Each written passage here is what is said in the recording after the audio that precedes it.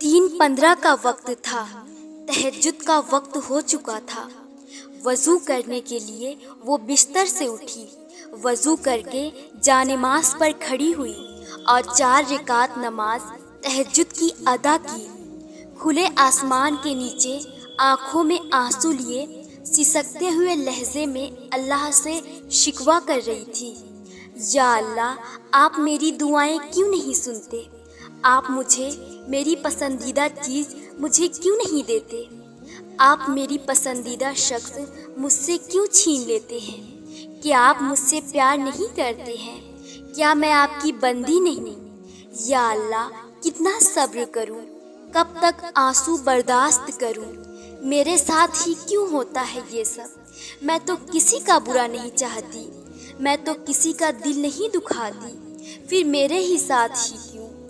मेरे अल्लाह, आप तो जानते हैं ना मैं कितनी कमज़ोर हूँ, पर सब्र कभी कभी बहुत भारी लगता है, ऐसे जैसे बर्दाश्त ख़त्म हो रही हो। सिसकती हुई एक ही सांस में अल्लाह से सब कह देना चाहती थी वो लड़की। फिर वो अपने आंसू पोंछती हुई अल्लाह से सब्र मांग लेती है। उसकी भीगी हुई पलकें इस बात की ज़मानत देती है कि वो कितना सब्र कर चुकी है। वक्त गुजरता जाता है, हालात संवरने लगते हैं, उस लड़की की ज़िंदगी आसान होने लगती है। सब्र आ जाता है, एहसास होने लगता है कि उस ज़ात ने जो लोग दूर किए हैं, जो चीज़ें दूर की, जो आजमाइश डाली, जो इम्तिहान लिए, वो सब उसकी मोहब्बत थी, ताकि तुम्हें गिरकर खुद खड़ा होना आए और तुम्हें मालूम हो जाए जो लोग तुमसे दूर किए हैं वो लोग तुम्हारे काबिल थे ही नहीं, वो तुम्हारी मोहब्बत के काबिल नहीं थे। तुमसे दूर इसलिए किए ताकि उनका असल चेहरा सामने आए।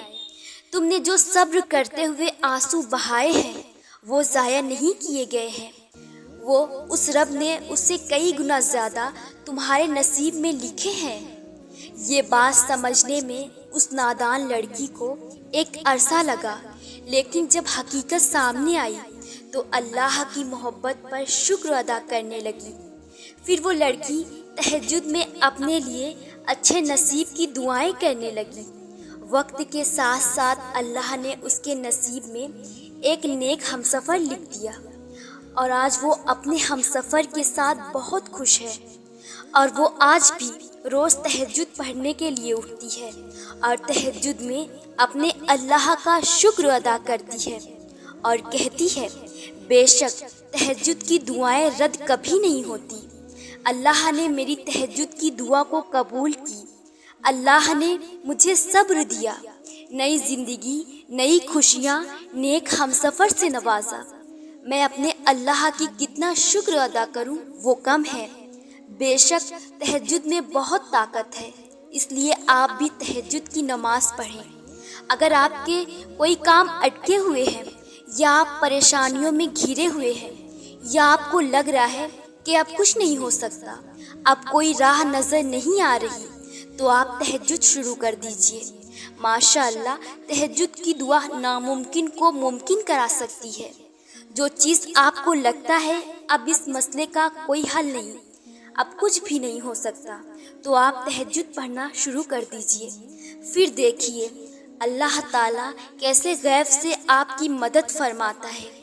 तहज्जुद की नमाज में आपको वो सुकून मिलेगा जिसके लिए आप पूरा दिन परेशान रहते हैं ओवर थिंकिंग कर के। वो आधी रात के 10 मिनट्स आपके पूरे दिन की दवा का काम करेगी।